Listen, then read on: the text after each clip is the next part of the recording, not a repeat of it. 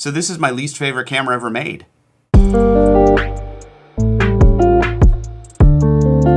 Hey everyone, Sean here with Photodiox.com, and this week is Holga Week. It's an international festival to celebrate everything Holga.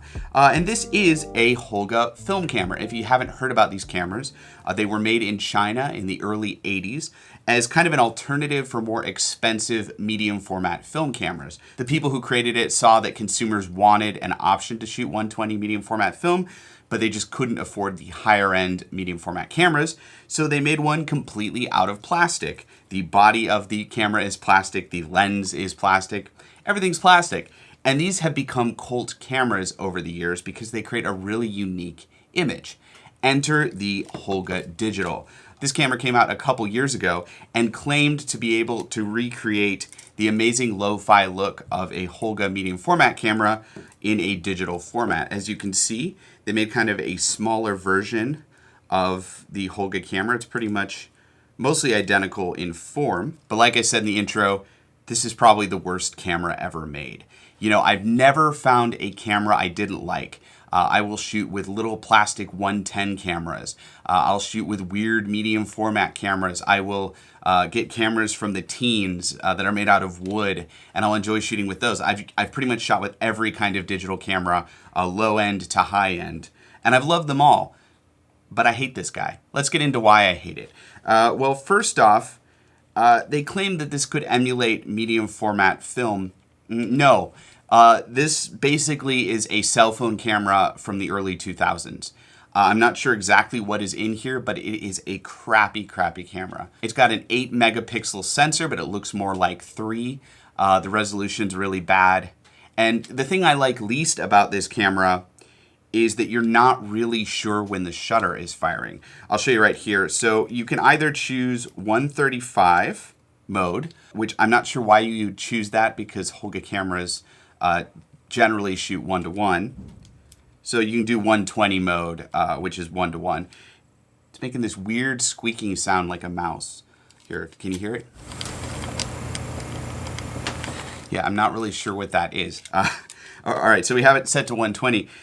Now, basically, then we have two aperture settings. There's a sun setting, which is apparently f8, and then a cloud setting, which is f2.8.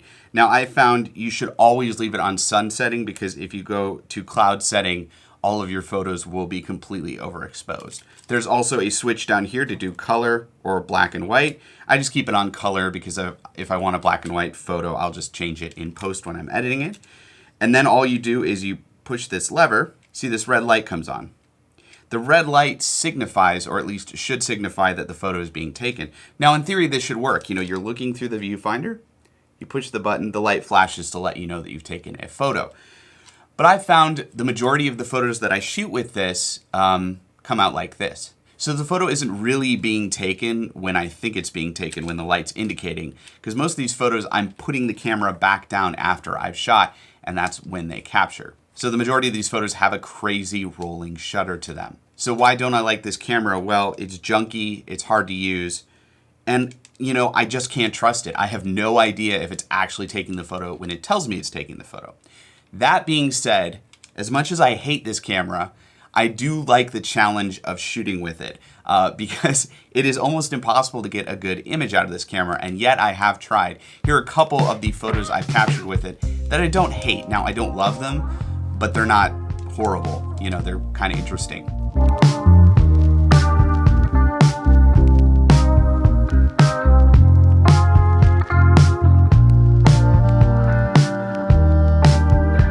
And sometimes actually the rolling shutter creates an interesting look, like this pine tree. It's very strange, but I'll tell you, when I posted this picture on my social media channels, people thought it was pretty cool because they thought that it was an intentional effect. It wasn't, but I'll take it. Do I recommend getting this camera? No, I don't. It's incredibly overpriced, and it's almost impossible to use. Now, if they were selling this for $5 at the dollar store, I would say, yeah, pick it up for a laugh. But you know, this camera retails for $100 or more, depending on if you get a new or a used one. I don't even think they're making them anymore, so they're kind of rare. Yeah, don't get this camera. it's not good.